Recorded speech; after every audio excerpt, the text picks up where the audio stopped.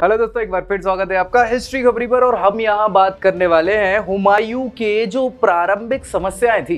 भाई हुमायूं कैसे शासक बना, ये तो अलग कठिन परिस्थिति थी उसके लिए। और जैसे ही वो शासक बन जाता है दिल्ली सल्तनत में, मुगल सल्तनत का उत्तराधिकारी के रूप में, लेकिन यहाँ पे उसको कौन कौन सी समस्याओं का सामना करना पड़ जाता है।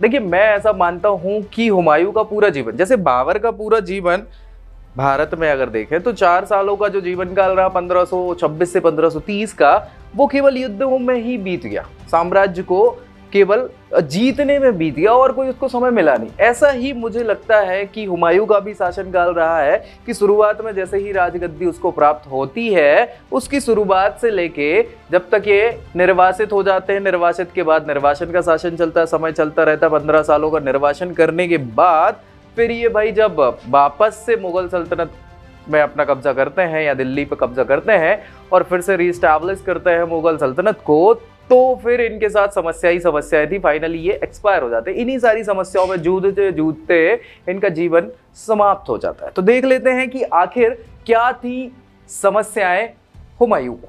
ठीक है, चलिए हुमायूं की अगर हम बात कर रहे हैं तो बहुत सारी चीजें तो हम चर्चा कर चुके हैं हुमायूं के बारे में।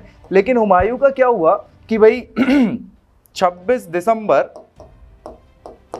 1530 है ना, 26 दिसंबर 1530 को इधर बाबर का इंतकाल हो जाना है। बाबर का इंतकाल, ठीक है भाई, बाबर एक्सपायर। अब ये उस समय हुमायूं संभल में रह रहे थे। कहाँ रह रहे थे? संभल, ठीक है। सो संभल के ये प्रांतपति हुआ करते थे, गवर्नर हुआ कर रहे थे, सूबेदार हुआ कर रहे थे। कौन? हुमायूं। दिल्ली में एक्सपायर हुए, आगरा में एक्सपायर हुए थे बाबर, तो भाई दिल्ली में गद्दी खाली थी।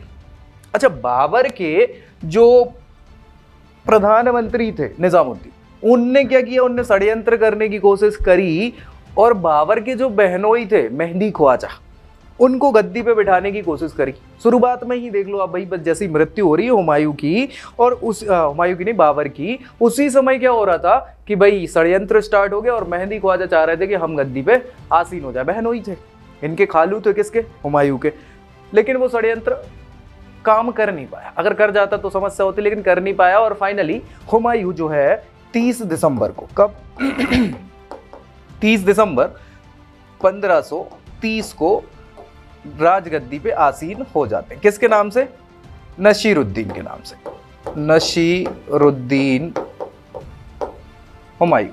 ठीक है, नसीरुद्दीन हुमायूं के नाम से ये गद्दी पे आसीन हो जाते हैं। अब जैसे ये आसीन हुए, इनके लिए अलग अलग समस्याएं, बहुत सारी समस्याएं। क्या क्या हैं? सबसे पहले समस्या नंबर 1, ठीक है, समस्याओं की हम बात कर रहे हैं। समस्या जो थी 1 नंबर की, सबसे बड़ी समस्या तो ये थी कि हुमायूं में नेतृत्व का गुण करवाया था, कोशिश की विकसित हो जाए, और 1-2 जगह नेतृत्व किया भी था हुमायूं ने बाबर के समय काल में, लेकिन वो इतना योग्य नहीं था। हालांकि बाकी के उनके बच्चों से तो योग्य था, लेकिन बहुत योग्य नहीं था वो भी। तो सबसे बड़ी समस्या क्या हुई कि एक तो जो साम्राज्य था, किसका? बाबर का, वो क्या था? विशाल साम्राज्य था। और विशाल साम्राज्य अपने आप में एक समस्या हो सकती थी। कैसे हो सकती थी? क्योंकि उस समय अगर हम बात करें तो मध्य एशिया के बदख्शां हो गया, है ना, बदख्शां, बल्ख, ये सारे के सारे प्रांत, मतलब अफगानिस्तान के पास के ईरान, इराक वाले, ईरान वाले, बल्ख, बदख्शां, फिर अफगानिस्तान में काबुल, आबुल आपका, और उसके बाद पाकिस्तान, और बहुत बड़ा विशाल साम्राज्य था और जो संगठित नहीं था। समझ रहे हो? संगठित नहीं था। कुछ कुछ जगह छोटी है, कुछ आपके कब्जे में है। सो एक विशाल साम्राज्य होना भी ऐसे अयोग्य व्यक्ति के लिए, योग्य के लिए समस्या नहीं है, लेकिन अयोग्य व्यक्ति के लिए इतना बड़ा विशाल साम्राज्य सबसे बड़ी समस्या हो गई। तो समस्या का समाधान करेंगे, अभी हम सारी समस्याओं का समाधान भी करवाएंगे। तो ये अपने आप में विशाल साम्राज्य होना एक बहुत बड़ी समस्या थी। ऊपर से बात करें दूसरे नंबर पे, समस्या नंबर 2। सो दूसरी समस्या ये थी कि इनके जो इनके मतलब पिताजी के, बाबर के जो संबंधी थे। कौन? बाबर के संबंधी। सो वो जो संबंधी थे वो अपने आप को उत्तराधिकारी मानते थे, तैमूर का वंशज मानते थे। तो वो भी यहाँ पे एक बहुत बड़ी समस्या थी। इनमें 3 लोग, जैसे मैंने एक का तो बखान कर दिया है, बाबर के बहनोई का, जिनका नाम था क्या? मेहंदी ख्वाजा। क्या नाम है? मेहंदी ख्वाजा। अब मेहंदी ख्वाजा के साथ क्या था, ये बहनोई थे बाबर के और इनके खालू लगते थे हुमायूं के। सो इन्होंने शुरुआत में तो कोशिश कर ही ली थी षड्यंत्र करने की, और ये सफल नहीं हो पाए उस षड्यंत्र में। तो एक तो ये व्यक्ति थे, इनको बाद में दबा दिया गया। दूसरे व्यक्ति हैं जो तैमूर के वंशज ही हैं, मतलब बाबर के रिलेटिव हैं, संघर्ष में हैं। तो दूसरे व्यक्ति हैं मोहम्मद जमान। क्या नाम है? जमान मिर्जा। जमान मिर्जा। अब ये जमान मिर्जा अगर बात करी जाए तो उस समय के जितने लोग बाग हैं पूरे तैमूर वंश के या फिर मुगलिया सल्तनत के, तो उनमें सबसे प्रतिष्ठित व्यक्ति अब कौन है? ये जमान मिर्जा है। ये जमान मिर्जा उस समय हेरात जगह है, पड़ती है अफगानिस्तान के आगे। सो हेरात प्रांत में इनके पिताजी जो सुल्तान थे, उनका बेटा था जमान मिर्जा। साथ ही साथ यहाँ पे जमान मिर्जा से बाबर ने अपनी बेटी की शादी भी करवाई थी, है ना। सो अपनी बेटी की शादी करवाने के चलते अब ये बहनोई हो गए, किसके? हुमायूं के बहनोई हो गए, है ना। दामाद किसके हैं? बाबर के। सबसे प्रबल दावेदार तो उत्तराधिकार का, ये भी कोशिश कर रहा था। अभी ये करेंगे कुछ तूफानी करेंगे। कैसे करेंगे? जमान मिर्जा अब ये चाह रहे थे कि दिल्ली की गद्दी हमें मिल जाए, लेकिन इन्हें मिल नहीं पाई। इनको भैया इनिशियली बिहार का सूबेदार बना दिया, संतुष्ट नहीं हुए। फिर जौनपुर का भी बना दिया, तो भी संतुष्ट नहीं हुए। और फिर बाद में ये क्या करते हैं? ये विद्रोह भी करते हैं, जिसमें इनको पकड़ लिया जाता है। हुमायूं इनको हरा देता है, युद्ध में पराजित कर देता है और इनको बंदी बना लेता है। लेकिन बंदी बनाने के बाद ये भाग जाते हैं, मौका मिलते ही वो भाग जाते हैं। सो ये गुजरात के शासक के शरण मांगने चले जाते हैं कि भैया बचा लो। गुजरात का शासक कौन था? बहादुर शाह था। अभी उसकी भी पूरी कहानी बताऊंगा सारी, ठीक है। सो भैया ये अभी है एक बड़ी समस्या है, जिनका समाधान अभी हो नहीं पाएगा, कुछ समय बाद होगा, ठीक। चलिए तीसरी समस्या और बता देता हूं। एक और है मोहम्मद सुल्तान मिर्जा। कौन? सुल्तान मिर्जा। सुल्तान मिर्जा वो अगेन अजय देवगन वाली मूवी के सुल्तान मिर्जा नहीं, once upon a time in Mumbai वाली। ये सुल्तान मिर्जा ऐसे व्यक्ति हैं कि ये तैमूर के वंश के ही सगे वंश वाले ही व्यक्ति हैं, मतलब बाबर के रिलेटिव हैं, और इनका खुद का कोई राज्य नहीं था। अब खाली बैठा आदमी, खाली दिमाग शैतान का घर, तो कुछ ना कुछ तूफानी चाहता ही है। तो ये चाहते थे जिसका जो खाली मिलता था वहीं सोचते थे कि अपन शासन कर ले। अभी ऐसा हलचल थी शुरुआती, सो ये भी लगे थे पीछे, और ये बाद में फिर सपोर्ट किसका? जमान मिर्जा का करने लग जाते हैं। दोनों मिलके युद्ध करते हैं, विरोध करके यहाँ पे हुमायूं का युद्ध होता है। युद्ध में दोनों को हरा दिया जाता है। तो ये तो भाग जाते हैं जमान मिर्जा, ये नहीं भाग पाते, तो ये टैम बोल जाते हैं, इनको खत्म कर दिया जाता है, ठीक है। सो ये इनकी उलझने कौन है? ये सगे संबंधी है, और भी छुटपुट नेता सब उस समय के क्या चाह रहे थे कि हमें शासन मिले। तो ये दूसरी बहुत बड़ी समस्या थी किसकी? आपके हुमायूं की प्रारंभिक समस्याओं की अगर हम बात करें तो, ठीक है। चलिए तीसरी समस्या में चलते हैं। तीसरी समस्या की बात करें तो दोषपूर्ण, 3 नंबर डाल दें, दोषपूर्ण सैन्य व्यवस्था। क्या भैया? दोषपूर्ण सैन्य व्यवस्था। अब आप कहोगे कि सैन्य व्यवस्था तो अच्छी होती है, लेकिन ये दोषपूर्ण कैसी है? तो आप ये मान के चलिए कि मुगल के पहले दिल्ली सल्तनत थी, है ना। पहले दिल्ली सल्तनत थी। दिल्ली सल्तनत में बहुत सारे शासकों ने शासन किया, अलग अलग वंश के, अलग अलग जाति के जो शासक थे उन्होंने शासन किया। अलग अलग जातियों में हम बात करें तो भैया अरबी लोग भी आए थे, है ना। अरबी के बाद तुर्क लोग भी आए थे। तुर्क के अलावा मंगोलों ने भी आक्रमण किया भैया, सो मंगोल हो गए। अफगानी राजवंश के लोग भी रहे अफगानिस्तान के, तो इनको अफगानी कहा जाता है। भारतीय लोग भी कुछ कुछ शामिल हो गए थे, तो भारतीय, है ना। और अलग अलग जनजातियों के आस पड़ोस के ये सारे के सारे पूरी सेना में भर्ती हैं, अलग अलग प्रकार के लोग। अब इससे फायदा भी हो जाता है लेकिन नुकसान ज्यादा हो जाता है। क्यों नुकसान हो जाता है कि अब इन्हीं सब से मिलके तो पूरा भारत अभी फिलहाल राज व्यवस्था में यही चल रहा है।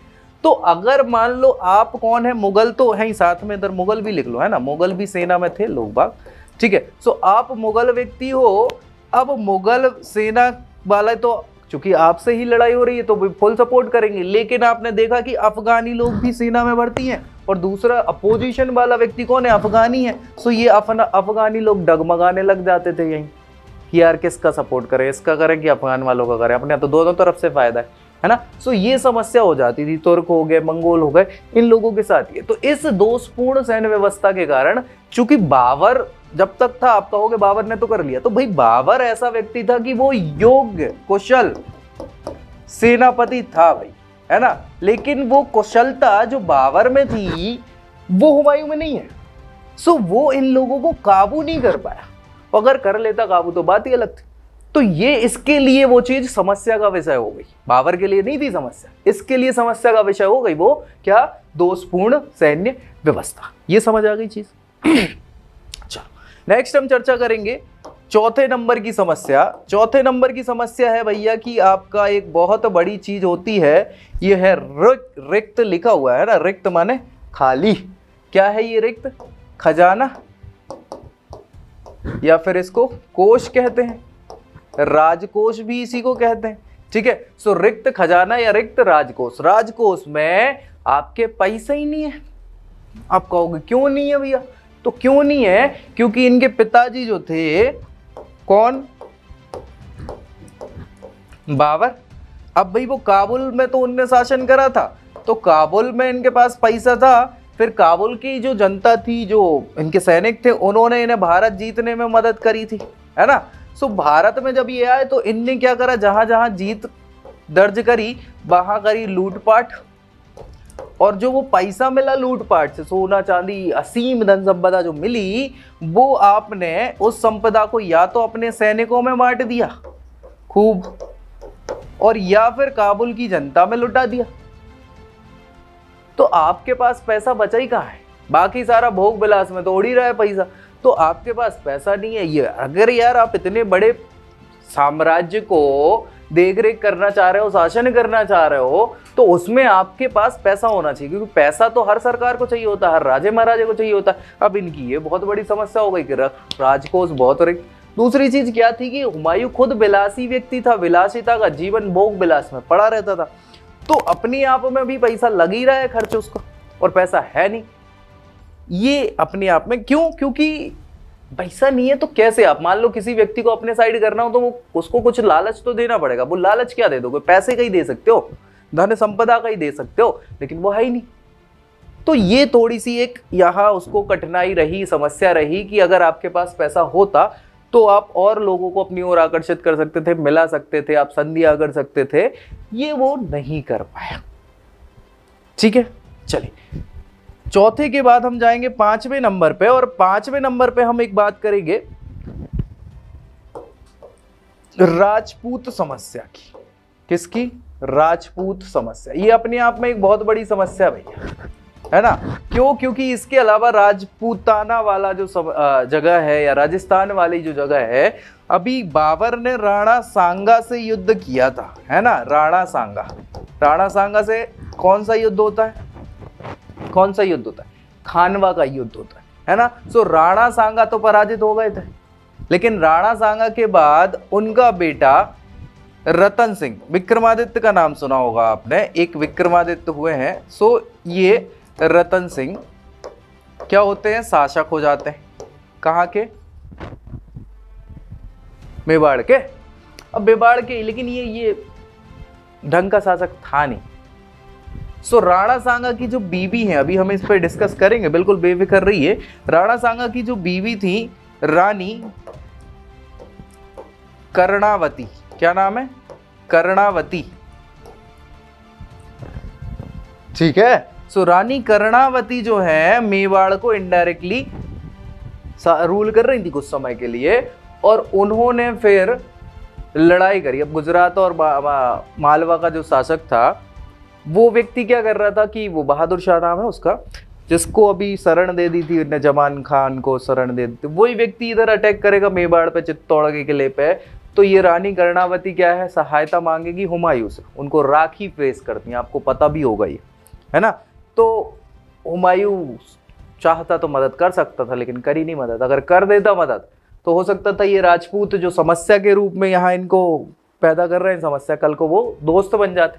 अकबर ने वही तो किया, इनने नहीं कर पाया, इनको मौका मिला था, लेकिन अगर ये कर देते उस समय मदद तो इनको शायद ज़्यादा फायदा हो जाता, नहीं करा इन्हें। ये अपने आप में एक समस्या थी, ठीक है। बाकी के छोटपुट राजे रजवाड़े जो हिंदू शासक चल रहे थे वो भी परेशान करेंगी, तो ये भी अपने आप में एक बहुत बड़ी समस्या थी। कौन सी? राजपूत समस्या। राजपूत समस्या के अलावा एक और समस्या की हम बात कर लेते हैं, जो थी अफगान समस्या, ठीक है।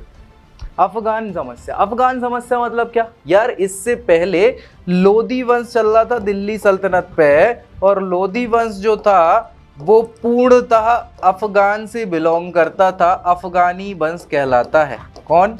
लोदी वंश। बाबर ने इब्राहिम लोदी को तो हरा दिया, है ना। इब्राहिम लोदी को हराया, तो इब्राहिम लोदी को हराने के लिए बुलाया किसने था बाबर को? इनके चाचा ने। क्या नाम? चाचा, जिनका नाम है आलम खां, ठीक है भाई, आलम खां। इब्राहिम लोदी का एक भाई भी था जिसका नाम है क्या? महमूद लोदी, ठीक। सो महमूद लोदी भी चाह रहा था कि क्या हो, अब दिल्ली हमारी हो।